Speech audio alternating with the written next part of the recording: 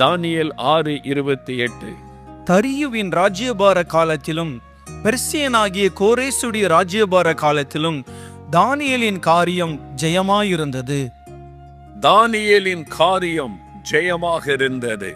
தானியேலின் காரியம் ஜெயமாய் இருந்தது. இந்த வேத புஸ்தகத்தில் தானியேலின் புஸ்தகத்தை வாசிக்கும் பொழுது அவனை குறித்த முதலாவது சொல்லப்படுகிற விஷயம் ஒரு இளம் வாலிபன். தானியேல் என்கிற ஒரு வாலிபன் எருசலேம் இஸ்ரவேல் தேசத்தை சார்ந்தவன், யூதேயா தேசத்தை சார்ந்தவன். நேபுகாத்நேச்சார் என்ற பாபிலோன் ராஜாவின் மூலமாய் அந்த தேசம் சிறைப்பிடிக்கப்பட்ட பொழுது தானியேலும் கைதியாக ஒரு அடிமையாக அந்நிய தேசத்திற்கு கொண்டு வரப்பட்டவன். இளம் வாலிபனாக சொந்த தேசத்தை விட்டு ஒரு அந்நிய தேசத்திற்கு அடிமையாய் கொண்டு வரப்படுகிறான், கைதியாய் கொண்டு வரப்படுகிறான். தூர தேசத்திற்கு 1000 மைல் கடந்து ஒரு அந்நிய தேசத்திற்கு கொண்டு வரப்படுகிறான்.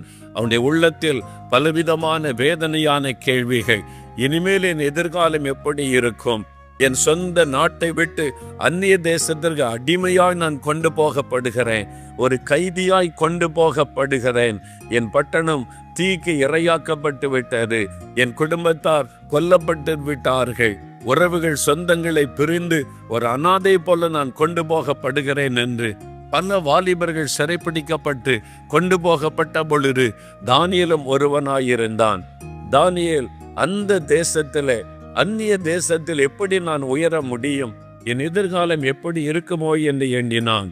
கர்த்தரோ தானியேலுக்கு துணை நின்றபடியால் அவனுடைய காரியம் ஜெயமாயிருந்தது.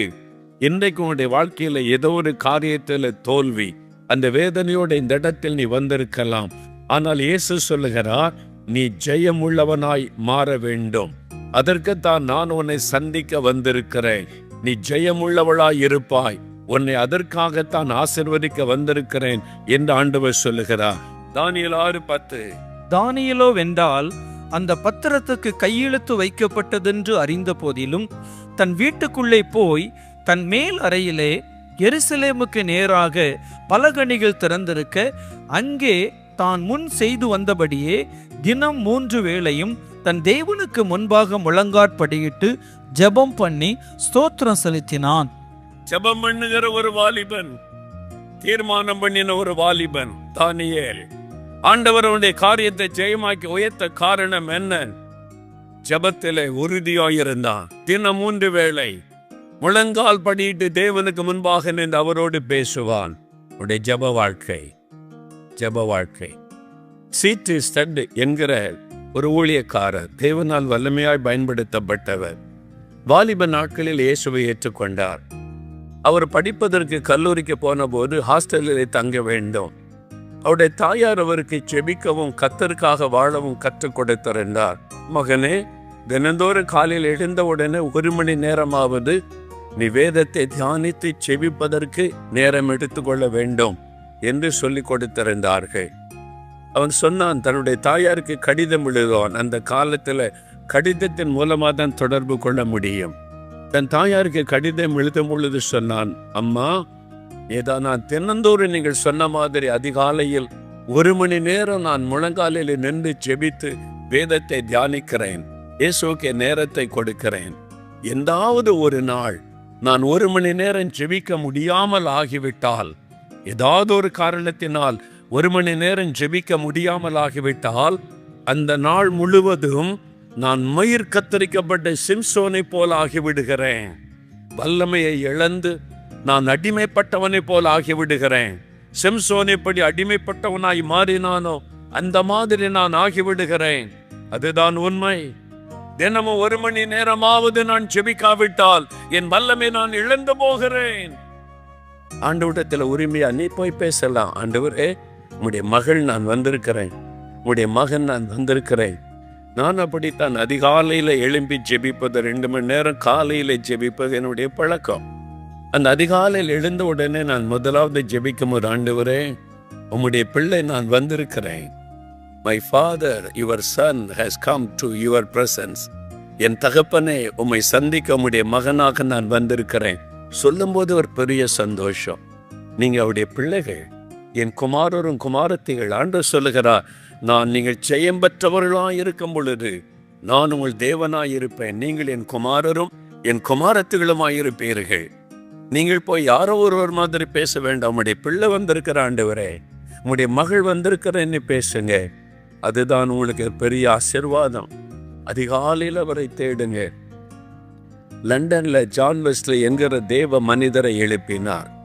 அவர் மூலமாய் ஒரு பரிசுத்த எழுப்புதல் தேசம் எல்லாம் உண்டானது. ஜான் வெஸ்லி மூலமாய் ஒரு ஹோலினஸ் ரிவைவர், ஒரு பரிசுத்த எழுப்புதல் இங்கிலாந்து தேசம் முழுவதிலும் உண்டானது. ஆண்டவருக்காய் சாதித்த ஒரு மனிதர். அந்த காலத்தில் குதிரையில தான் பிரயாணப்பட முடியும்.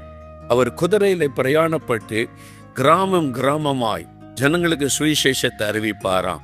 குதிரை மீது இருந்துதான் அவர் பிரசங்கம் பண்ணுவார். பெரும்பாலும் வயல்களில் வேலை செய்கிற மக்களை பார்த்தா அங்கே போய் பிரசங்கம் பண்ணுவார். அவர் அப்படி பிரசங்கம் பண்ணின குதிரையில் அவர் லட்சக்கணக்கான மணி நேரம், லட்சக்கணக்கான மைல்கள் அவர் பிரயாணப்பட்டிருக்கிறார். அவர் 40,000 பிரசங்கங்களை பண்ணி இருக்கிறார். அவ்வளவு ஜனங்களுக்கு இயேசுவை பற்றி கிராமந்தோறும் பட்டணந்தோறும் தெருக்களில் மக்களை பார்த்தவுடன் பிரசங்கிக்க ஆரம்பித்து விடுவார். அவர் மூலமாக ஒரு பெரிய எழுப்புதல் உண்டானது. அவர் இருந்த வீடும் அவர் பிரசங்கம் பண்ணின சபையும் லண்டனில் இருக்கிறார். சமீபத்தில் அதை பார்க்க போயிருந்தோம். அவருடைய வீட்டுக்கு நான் போன போது அவருடைய அறைகளை எல்லாம் இன்றைக்கு வைத்திருக்கிறாங்க. அதே மாதிரி பார்த்தபோது ஒரு சின்ன அறை கொண்டு காண்பித்தார்கள். இதுதான் அவருடைய பிரேயர் ரூம், ஜெபிக்கிற அறை என்று சொன்னார்கள். எனக்கு ரொம்ப ஆசை. உள்ள போய் பார்த்து முழங்கால் படியிட்டு ஜெபிக்க ஆரம்பித்து விட்டேன். ஒரு தேவ மனிதர், பரிசுத்தவான் ஜெபம் பண்ணின ஒரு இடம். அது உள்ள போனாலே ஒரு தேவ பிரசன்னத்தை உணர முடிகிறாரு. அவர் ஜெபம் பண்ணின ஒரு இடம். அதே விதமா ஸ்காட்லாந்து தேசத்துக்கும் போக நேர்ந்தார். ஸ்காட்லாந்து தேசம் போயிருந்த போது ஜான் நாக்ஸ் என்ற ஒரு வாலிபன் அநேக ஆண்டுகளுக்கு முன்னால தேவன் இந்த வாலிபனுக்குள்ளே தன் தேசத்துக்கு குறித்த பாரத்தை கொடுத்தார். தேசம் மதுபானத்தினால, விபச்சார வேசித்தனத்தினால சீர்கட்டு போயிருந்தார். அவன் பார்த்தபோது உள்ளம் பாரம் கொண்டது. ஸ்காட்லாந்து தேசத்தை எனக்கு தாரும் அல்லது நான் சாகட்டும் என்று ஜெபம் பண்ணினான். அந்த அளவுக்கு தேசத்திற்காக பாரம் கொண்டு ஜெபித்த ஒரு வாலிபன் ஜான் நாக்ஸ் என்ற வாலிபன். அவன் மூலமாய் ஒரு பெரிய எழுப்புதல் ஸ்காட்லாந்து தேசம் முழுவதிலும் உண்டானது. அந்த எழுப்புதல் நிமித்தம் மதுபான கடைகள் மூடப்பட்டது, நடன கிளப்புகள் மூடப்பட்டது. ஜனங்கள் கண்ணீர் வடித்த மனம் திரும்பினார்கள். தேசமே மறுரூபமாக்கப்பட்டது. அந்த நாட்களில் ஆட்சி செய்து வந்த மேரி என்கிற ராணி, அவளுக்கு இதெல்லாம் பிடிக்காது. ஆனால் அவள் சொன்னாள். ஒரு முறை சிலர் கேள்வி கேட்டார்கள், நீங்க எதற்கு பயப்படுவீர்கள்? அவள் யாருக்கும் பயப்படுவதில்லை. தன்னுடைய இராணுவத்தை வைத்துக் கொண்டு எல்லாரையும் அடக்கிவிடக்கூடிய பயங்கரமான ஒரு பெண் அவள். ஆகவே பிளட்டி மேரி, இரத்த வெறிபிடித்த மேரி என்று அழைக்கப்பட்ட ஒரு தலைவி. அதனால கேள்வி கேட்டாங்க, யாருக்கு பயப்படுவீங்க? அவள் சொன்னாள், ஜான் நாக்ஸ் என்ற வாலிபனுடைய முழங்காலுக்கு நான் பயப்படுகிறேன் என்பதாய் அவள் சொன்னாள். அவளுடைய ஜெபம் அவளை பயப்பட வைத்தது. அந்த அளவிற்கு ஜெபித்த ஒரு வாலிபன். அவர் வாழ்ந்த வீடு இப்பொழுதும் அங்கு இருக்கிறாரு. அங்க இருக்கிற எடின்பரோ என்கிற பட்டணத்தில் நான் சமீபத்தில் அங்க போயிருந்த போது அந்த வீட்டை பார்க்க வேண்டும் என்று போயிருந்தோம். அந்த வீடை பத்திரப்படுத்தி வச்சிருக்கிறாங்க. அங்கே போன போது ஒரு சின்ன அறை, அதுதான் அவர் ஜெபம் பண்ணின அறை.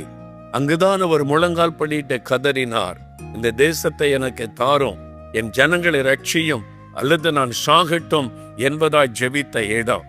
நான் உள்ளே போய் ஜெபிக்க முழங்கால் படியிட்டால் எழும்பவே மனம் வரவில்லை. அந்த அளவிற்கு ஒரு ஜெபம் வந்து கொண்டே இருக்கிறது. ஒரு தேவ மனிதருடைய ஜெபம், சுயநலமற்ற ஒரு ஜெபம், தனக்காக ஜெபிக்காதபடி தேசத்திற்காக ஜெபித்த ஒரு ஜெபம். அந்த ஒரு வாலிபனை வைத்து முழு தேசத்தை கர்த்தர் மாற்றினார். வாலிபனே, உன்னை கொண்டு தேசத்தை கர்த்தர் மாற்ற முடியும். வாலிப மகளே, உன்னை கொண்டு தேவன் தேசத்தை மாற்ற முடியும். ஒரு தானியேலை கொண்டு தேவன் தேசத்திலே பெரிய காரியத்தை செய்தாரே. தானியேல் 6ஆம் அதிகாரம் கடைசி வசனங்களில் எழுதி அனுப்பினாரே. ஒரு தானியேலை கொண்டு தேசமே கர்த்தருடைய வல்லமை அறிந்து கொண்டது. ஜெபிக்கிற உன்னை கொண்டு, உன் முழங்கால் ஜெபத்தை கொண்டு தேசத்தையே தேவன் மறுரூபப்படுத்த முடியும். ஆகவே தான் தேவன் உன்னை தேடி வந்திருக்கிறார். ஜெபம் பண்ணுவதற்கு உன்னை அர்ப்பணித்துக்கொள். ஜெபம் பண்ண உன்னை அர்ப்பணித்துக்கொள். முழங்காலை முடக்குவதற்கு உன்னை அர்ப்பணித்துக் கொள். முழங்காலிலே நிற்க அர்ப்பணித்துக் கொள். முதல் 1 மணி நேரத்தை அதிகாலையில் ஆண்டவருக்கு கொடுத்தவிட அர்ப்பணித்துக் கொள். நீ ஜெயம் பெற்றவனாய் நிற்பாய், ஜெயம் பெற்றவளாய் இருப்பாய். பிரியமானவர்களே, தானியேல் காலத்தில் எழுப்புதல் வந்ததில்லை. தானியேலையும் அவருடைய ஜெபத்தை ஆண்டவர் பயன்படுத்தினார்ல. ஜெப வாழ்க்கையில் ஒரு கிரமம் இருந்தது. தினமும் 3 வேளை ஜெபித்தார். ஆண்டவர் உங்கள்கிட்ட பேசி இருக்கிறார். நம்ம என்றைக்கோ ஒரு நாள் ஜெபிக்கிறோம், எப்போதோ ஒரு நேரம் ஜெபிக்கிறோம், அப்புறம் சோர்ந்து போயிட்டோன்றோம், அப்புறம் டைம் இல்லைன்றோம். எப்படி ஆண்டவர் எழுப்புதல் உண்டாக்க முடியும்? இல்லை, கிரமமான ஒரு ஜெப வாழ்க்கைக்கு உங்களை அர்ப்பணித்து கொள்ளணும். தினம் காலையில் முதல் 1 மணி நேரத்தை ஆண்டவர் கொடுங்க. முதலாவது 1 மணி நேரம் கொஞ்ச நாள் ஆன பிறகு அது 2 மணி நேரமாக மாறிவிடும். அதனால் முதல் மணி நேரங்கள் ஆண்டவருக்கு தேசத்துக்காக ஜெபிக்க, மக்களுக்காக ஜெபிக்க, நம் தேசத்திற்காக பாரம் கொண்டு ஜெபிக்க, எல்லாருடைய ரட்சிப்புக்காக ஜெபிக்க, எல்லாருடைய மனக்கண் திறக்கப்பட ஜெபிக்க, பிசாசின் கிரியைகள் அழிக்கப்பட ஜெபிக்க, அந்த முதல் மணி நேரம் ஜெபத்துக்காக ஒப்பு கொடுங்க. கிரமமான ஜெபம். அதற்கு உங்களை அர்ப்பணிக்கிறீங்களா? இதுவரை ஒப்பு கொடுத்தீங்க, நான் ஒழுங்கீனம் ஆயிட்டீங்க, இன்னைக்கு ஒப்பு கொடுங்க. திரும்ப இனி ஒழுங்கா ஜெபம் பண்ணும் ஆண்டவரேன்னு சொல்லி ஜெபிக்கிறீங்களா? வலதுகரம் வைத்தங்க. கர்த்தர் கிருபை தருவார். தகப்பனே, தானியேலை போல தினமும் ஜெபிக்க, கிரமமாய் ஜெபிக்க, உபவாசித்தை ஜெபிக்க தங்கள் அர்ப்பணித்து இருக்கிற இந்த சகோதரனுக்காய், சகோதரிக்காக, தம்பிக்காக, மகளுக்காக ஜெபிக்கிறேன். ஒவ்வொருவருக்குள்ளும் எழுப்புதல் அக்கினி பற்றி கொள்ளட்டும். தானியேலை போல கிரமமாய், ஒழுங்காய், கருத்தாய் ஜெபிக்க ஒவ்வொருவரை ஜெப ஆவியினாலே கர்த்தர் நிரப்பும். மன்றாட்டின் ஆவியினாலே கர்த்தர் நிரப்பும். அந்த சோம்பேறித்தனம் விலகட்டும் இயேசுவின் நாமத்தினாலே. சோம்பலை கொண்டு வருகிற ஆவி, மந்த நிலைமையை கொண்டு வருகிற ஆவிகள் விலகி போகட்டும் இயேசுவின் நாமத்தினால். ஒவ்வொருவருக்குள்ளும் எழுப்புதல் அக்கினி பற்றி எறிவதாக, எழுப்புதலுக்காக ஜெபிக்க தூண்டுவீராக, தேசத்திற்காக ஜெபிக்க, கருத்தாய் ஜெபிக்க, உபவாசித்தை ஜெபிக்க கிருபை தாரும். இன்று முதல் ஜெபிக்க பலன் தாரும். சத்துரு கொண்டு வரக்கூடிய தடைகள் விலகி போகட்டும் இயேசுவின் நாமத்தில். ஜெபத்திற்கு காணப்படுகிற தடைகள் மாறட்டும். உபவாசத்திற்கு ஏற்படுகிற தடைகள் மாறட்டும். இன்று முதல் உயிர்ப்பித்து விட்டதற்காய் ஸ்தோத்திரம். தானியேலை போல மாற்றிவிட்டதற்காய் ஸ்தோத்திரம், ஸ்தோத்திரம். இயேசுவின் நாமத்தில் ஜெபிக்கிறோம் பிதாவே. ஆமேன், ஆமேன்.